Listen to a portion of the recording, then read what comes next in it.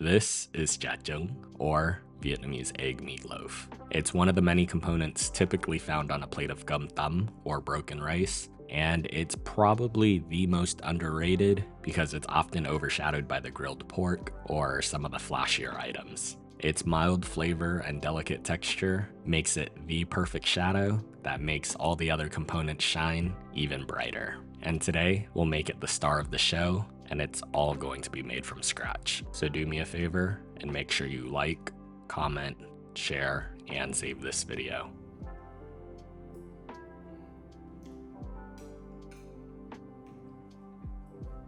Alright y'all, remember to wash your hands.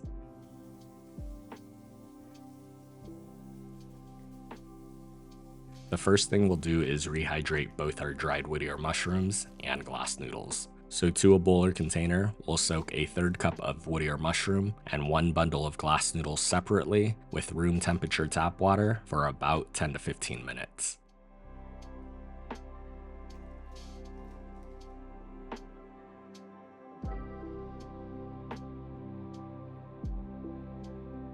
And while that's vibing out, we'll process our green onions by separating the whites from the greens and finely chopping both. We'll use the white parts in our Cha Trung, and the green parts will be used to make a scallion oil later.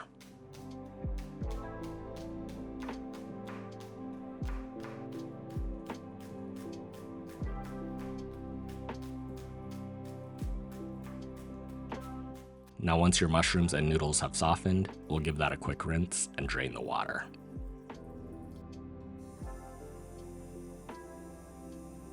And for the mushrooms, you'll want to squeeze out any excess water and remove the tough root ends that might be there.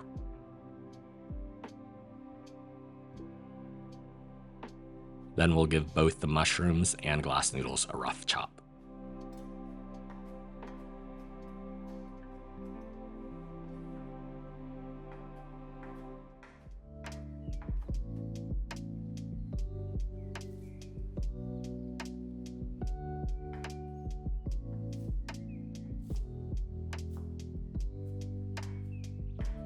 Now to make our egg meatloaf, we'll combine a pound of ground pork with our chopped Whittier mushrooms and glass noodles. To that, we'll add in the white parts of our green onions and a tablespoon of minced garlic. Then I have 6 eggs, and we'll crack 4 of them right into the bowl, and for the last 2 eggs, we'll only add the egg whites, reserving the 2 yolks to make a golden topping for our loaf later. And if you like this recipe and you want to learn how to make more of your favorite Vietnamese and Asian dishes, make sure you subscribe and turn on your notifications to stay up to date on all my latest posts.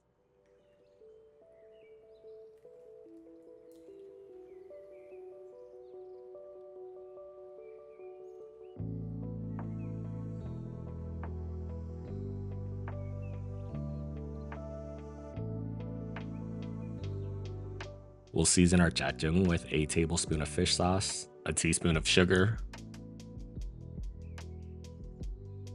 and some MSG. We'll add in a pinch of white pepper and then give that a good mix, making sure that all the ingredients and seasonings are evenly distributed.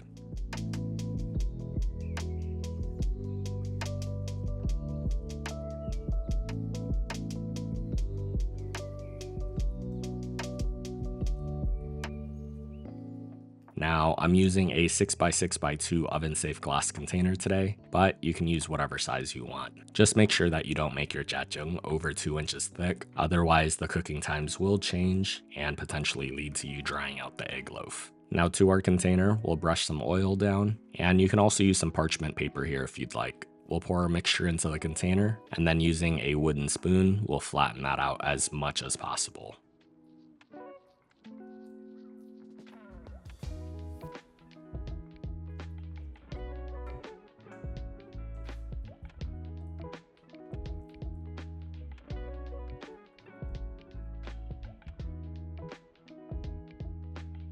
This is going in my bamboo steamer on medium heat for 30 to 40 minutes or until the Cha Trung is mostly cooked through. And if you don't have a steamer, you can also bake this in the oven with a water bath instead.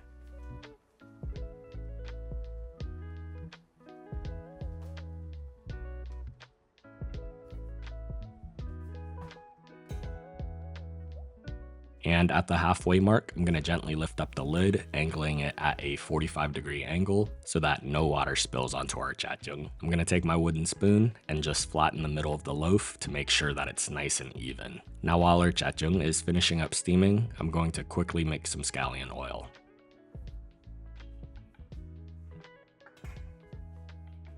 To a small pan on medium-high heat, we'll add in 3 tablespoons of neutral oil. And to that, we'll add in our green onions. And we'll season that gently with a pinch of salt and MSG. We'll saute this for just 10 to 15 seconds, and that's pretty much it. We'll remove it from the heat and set that aside.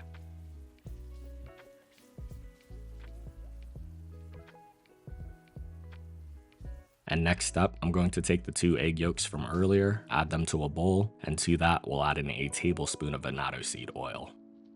We'll whisk that together, and this is what gives our cha trung its signature golden color.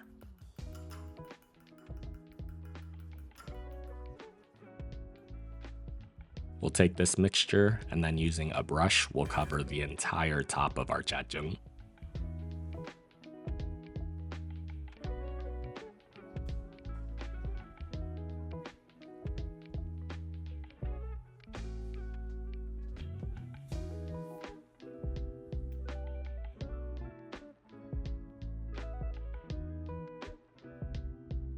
Then we'll continue to let this steam for another 5 to 10 minutes or until the topping is fully set and the internal temperature reaches 165 degrees Fahrenheit.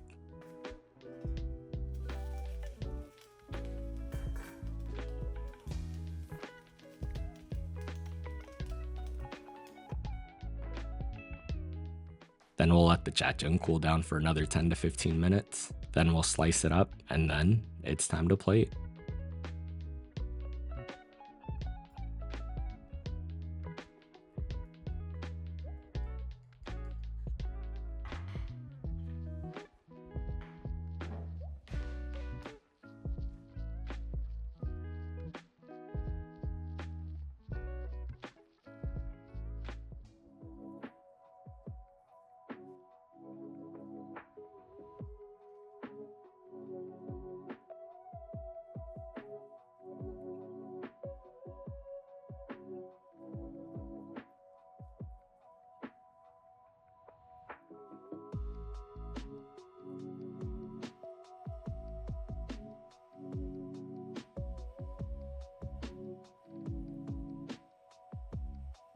I'm going to pack some white rice into a small bowl and then flip that onto our serving plate.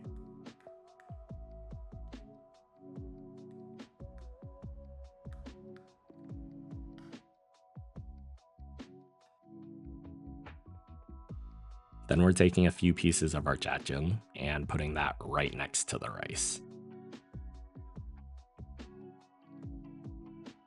Now to finish our plate, we'll add some pickled veggies, and then we'll garnish our rice and cha trung with our scallion oil. Serve this with my traditional nuok jam, and just like that, you've made an incredible cha trung at home. As always, the recipe and measurements are on my blog at feedthepudge.com. And if you've made it this far, let me know in the comment section, what's your favorite part of gum tam? Thanks for watching, and I hope you enjoy.